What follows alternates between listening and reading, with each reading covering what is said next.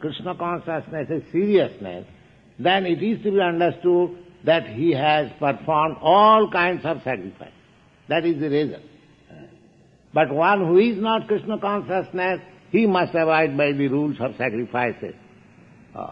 But in this age, it is very difficult to follow all the rules and regulations of sacrifices.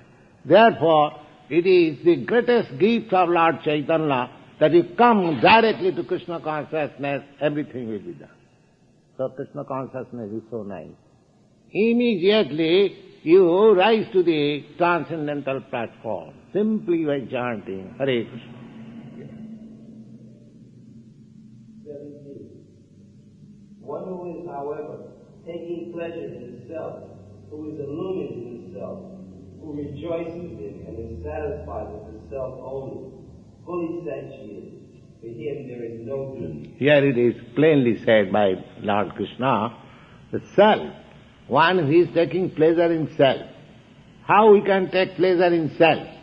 As soon as we engage ourself with the Supreme Self, that is enjoyment. Anandamaya Abhyasa, the Supreme Lord is joyful.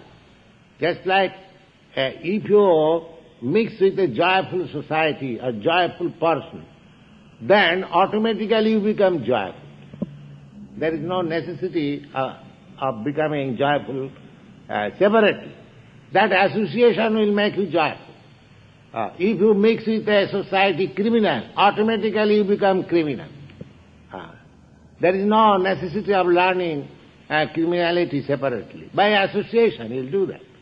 Similarly, if you associate with the Supreme Joyful, Krishna, automatically you become joyful. This is Krishna consciousness. Automatic. There is no necessity separately how to become joyful. Simply by association. Therefore here it is said that one who rejoices in, that rejoices by association with the Supreme. And is satisfied with the self only. With self, myself, what I am. My identity is that I am eternal servant of God. So as soon as I engage myself in the service of God, that is my self-realization. And if I enjoy in that self-realization, then I have no other duty. Finished. All I have finished all duty. All sacrifice, everything. Complete. Therefore, a person who is fully Krishna conscious and by his acts in Krishna consciousness is fully satisfied, no longer has anything to perform as his duty. Due to his becoming Krishna conscious, all the dirty things within are instantly cleansed. Ordinarily an effect of many thousands of years of Yajna performances. By such clearing of consciousness, one becomes fully confident of his eternal position in relationship with the Supreme. His duty thus becomes self-illuminated by the grace of the Lord, and therefore he no longer has anything to do in terms of the Vedic injunction. Such a Krishna-conscious person is no longer interested in material activities, and no longer takes pleasure in material arrangements, like wine, women, and similar infatuations. 18. A self-realized man has no purpose to fulfill in the discharge of his prescribed duties, nor has he any reason not to perform such work, nor has he any need to depend on any other living being. 19. Therefore, without being attached to the fruits of activities, one should act as a matter of duty, for by working without attachment, one attains the Supreme. Purport. This Supreme is the personality of Godhead for the devotees, and liberation for the impersonalists. A person acting for Krishna or in Krishna consciousness, under proper guidance and without attachment to the result of the work, is certainly making progress towards the supreme goal of life. Indirectly, Arjuna is told that he should fight the battle of Kurukshetra without attachment in the interest of Krishna, because Krishna wanted him to fight. To be a good man or a non-violent man is also a personal attachment. but to act on behalf of the Supreme Yes, to be good man, this consciousness is, I am very good man. Or to bad man, I am very bad man. But if you become Krishna conscious, I am neither good man or bad man, I am Krishna's man, that's all. Finish. Finish. All business, I am Krishna's man. That's all. If Krishna wants to kill you, I will kill you.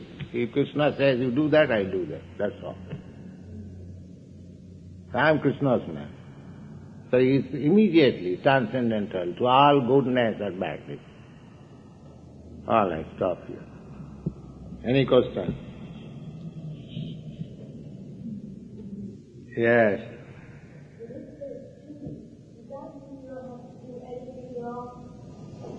If Krishna orders, we shall do. But not purposely at your whims. There is nothing wrong for a Krishna conscious person. But what we think materially wrong, if it is ordered by Krishna, we shall do it. But Krishna, there is no wrong.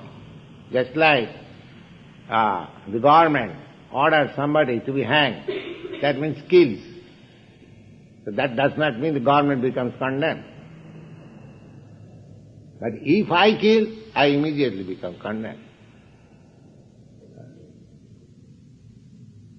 The government is still pure, because for her purpose the government can order somebody to be hanged and somebody to be rewarded. Everything is justice. Similarly, when Krishna says, you do this, we have no consideration whether material calculation it is good or bad. That's all. But we cannot do on our own account, then it is implication. That is the technique. Don't think that we are now Krishna conscious, we are Krishna's person, we can do anything. Just like if a policeman thinks that I am government man, I can do anything, whatever I like. That is wrong. You cannot do that. But if Krishna orders, then you can.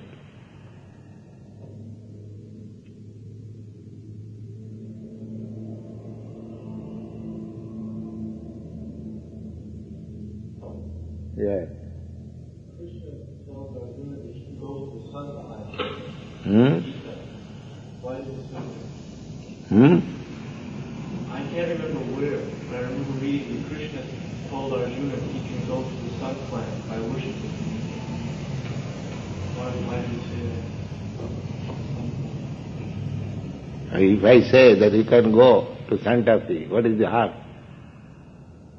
What is wrong there?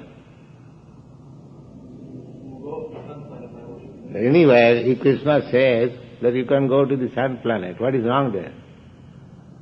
Well, I thought you go to Krishna. And if Krishna desires that he should go to sun planet, then he will go. What is wrong there? There is nothing wrong. You have to act what Krishna says. It doesn't matter what he says. You should not select Krishna's order according to your choice. You should accept Krishna's order by Krishna's choice. If Krishna says you go to hell, yes, I am going to hell. That's all. Sargavaparga narakesha vitullartha darshana. For a Krishna conscious person, there is no distinction that this is hell, this is heaven. That's why we have come here to preach Krishna consciousness. We have no distinction between Los Angeles and Vrindavan. Wherever we are, I am in Krishna consciousness, that is Vrindavan. That's all. I don't live in Los Angeles or anywhere. I live in Krishna consciousness. I preach Krishna consciousness. Therefore I live in Krishna. So your principle should be like that. You be fully in Krishna consciousness, you forget all other things. Krishna is all pervading, therefore your living is all pervading.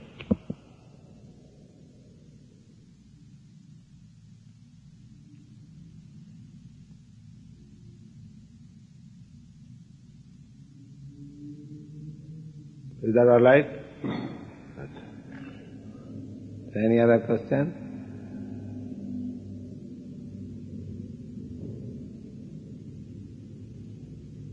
said that as the age of colony progresses, there will be no more butter. Hmm? He said it. Yes, it has already begun. You are killing cows, the source of butter. Now, time will come, there will be no more cows. Misusing. Then where will you get butter? You cannot manufacture in your factory a cow or butter.